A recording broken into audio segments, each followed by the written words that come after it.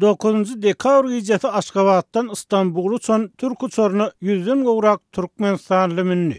Ýolagçylaryň galan 70'e golay Türk raýatlary boldy diýip Azatlygyň yerli habarçysy habar berýär. Şeýle de şol gün Türkmenabatdan Moskwa uçan rus uçaryna göçüp gitmek üçin resmi ruhsat alan onlarça Türkmenistanly minni. Moskwa gidenleriň biletleri 8 dekabrda Türkmenabatda satyldy. Emma İstanbul'a gidenleriň biletleriniň haçan we nähili ýagdaýda satylanlygy belli däl. Bir ýerde paranyň ul rol oýnanlygyny saklamak bolar diýip habarçy berildi. Gözü bilen gören şaýatlaryň aýtmaklaryna görä, türk we rus uçarlaryna bilet alyp giden adamlaryň ýüz gözlerini bir tarapdan gussa bolsa, ikinji tarapdan uly begenç görnýär. Ortiýetiň Aşgabatdaky ilçihanasy soňky wagtlarda Türkmenistanyň aýda ortaçy 2 uçar gatnawyny gurnaýar we bir eýgiderli uçar gatnawlarynyň ýatyrlanlygyna garamazdan soňky 2 ýylda Türkmenistanyň ortiýeti amykly göçüp gidýän adamlara uly kömek boldy. Resmi maglumatlara görä 2020-nji ýylda ortiýeti Türkmenistanyň 21680 raýat göçüp geldi. Bu adamlaryň aglabasy 19431 raýat Türkmenistanyň pandemiýa aladylary esasynda girilen çäklendirmelerden öň çykypdyr. 2021-nji ýylyň ýanwar-mart aýlaryna bolsa, ortiýeti Türkmenistanyň 1323 raýaty göçüp geldi diýip Türkmen Helsinki gaznasy rus seçmelerine sarylanyp habar berdi. Covid-19 çäklendirmeleri derarly ýatyrylan uçar gatnawlary soňky 2 ýylda daşary ýurtlardaky türkmenistanlylaryň maşgaly aýraçylyklaryny öňki ýyllardaky garandakem has güýçlendirdi we aktivistleriň ýollaryň açylmagy baradaky çağırışlaryna garamazdan allazy wirusyň ýurda aralaşmagynyň öňüne alanlygyny aýdýan türkmen häkimetleri näme üçindir uçar gatnawlaryny dikeltmäge gyssanmaýar. Şol wagtda käte juda seýrek ýagdaýda gurulýan uçar gatnawlarynyň hem diňe para beren raýatlar üçin el ýeterli bolýanyny aýdylýar. Emma bu meseleni resmi taýdan tasdiklatmak başartmaýar. Azatlygyň Aşgabatdaky habarçysynyň maglumatyna görä, daşary ýurda uçýan uçarlara minmek üçin köplenç para bermeli bolýar. Habarçynyň tasdiklamagyna görä, Türkmenistanyň dürli sebitlerine ýaşaýan we göçekçi durum bolan türkmen raýatlarynyň köpüsi häzir maşgallary bilen ortiýete gitdi. Şeýle dol düň 9 dekabrda İstanbul'a giden türkmen raýatlarynyň hem köpüsiniň maşgallary bilen göçüp barýan adamlar bolanlygyny aýtdy. Azatlygyň Aşgabatdaky habarçysy çağalar bilen göçüp barýan adamlaryň käbiri bilen söhbetdeş boldy. Ýöne hiç biri anyk para berdik diýip aýtmady. Daşary ýurda göçüp gitmek üçin Covid-19 synawynyň geçen we ingliz diline geçirilen synaw sertifikatyny alan bir raýat jaýyny satyp amykly göçüp barýanlygyny görüň berdi. Ýakynda goňşusy ortiýete göçüp giden bir Aşgabatlynyň Azatlyk radiosyna anonimlik şertini aýtmagyna görä, pulu bolsa para berip göçüp gitjek örenken. Şol wagtda anonimlik şertinde urlaşan zähmet migrantlarynyň hem käbiri Azatlyga ýurda dolanmak üçin para bermekden başga çäranyň ýokdugyny aýdýar. Daşary ýurtdan gelmek üçin hem para bermeli. Daşary ýurda gitmek üçin hem para bermeli. Covid-19 çäklendirmeleri migrasiýa gullugynyň işgärlerini millioner etdi diýip radionyň söhbetdeş aýtdy.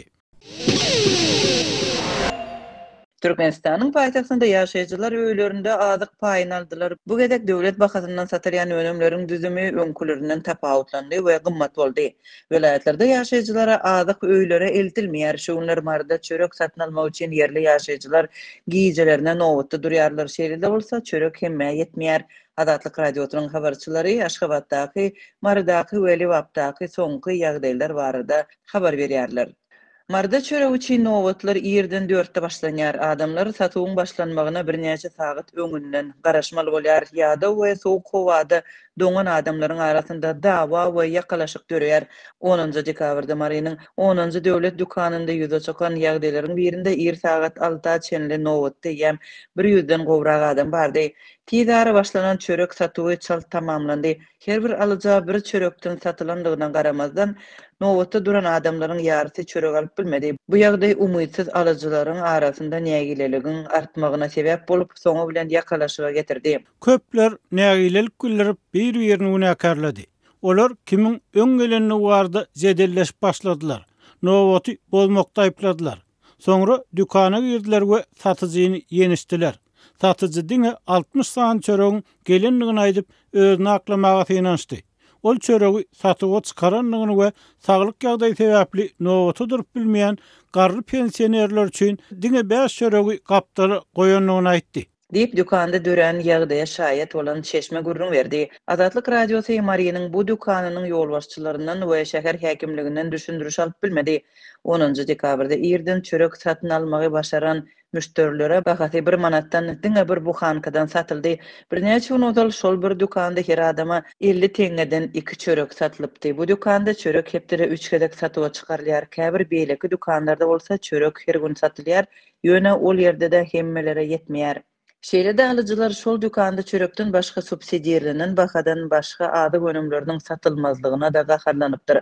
Adyk önümlerini subsidiýalenen bahadan satyn almak üçin ýaşaýjylar adatça ýaşaýan ýerlerindäki döwlet dükanlaryna ýüz tutmaly bolýarlar.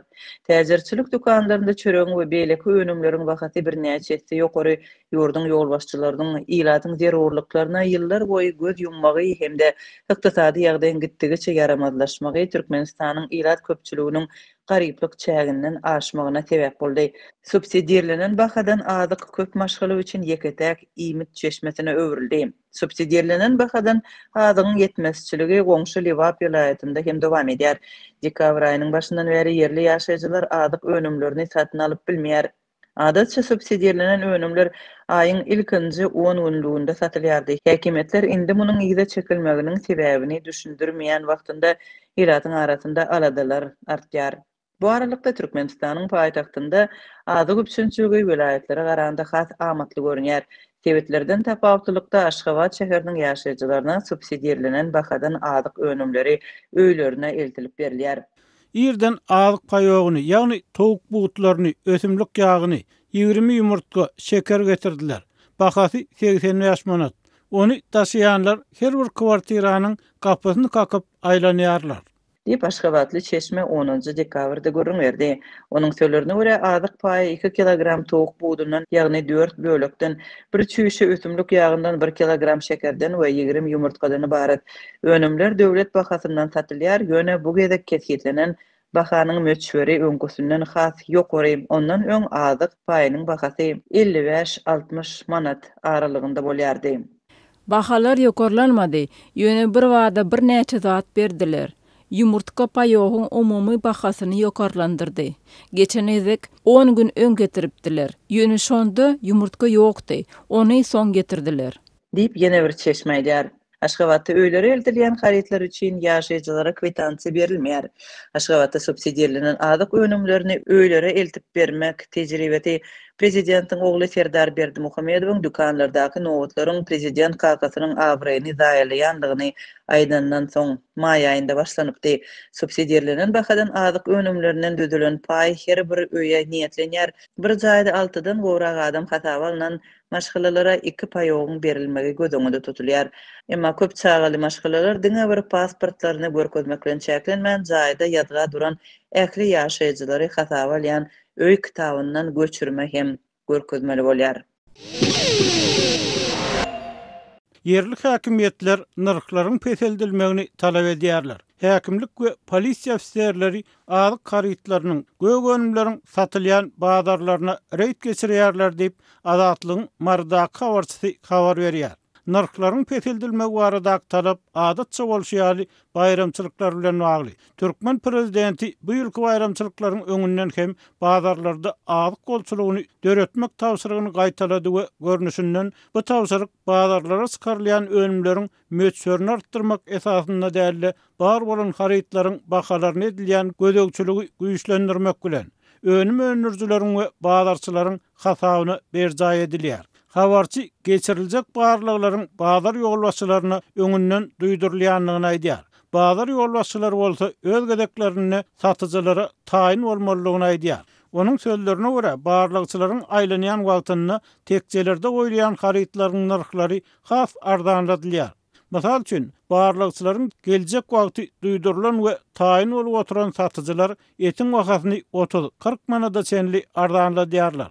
Bundan başga soňky 2 günde belki-de şu köpde doğruların gara bazar narhlarynyň peselmegi netijesinde käbir haritlaryň narhlarynyň üýtgödilenligi habar berilýär.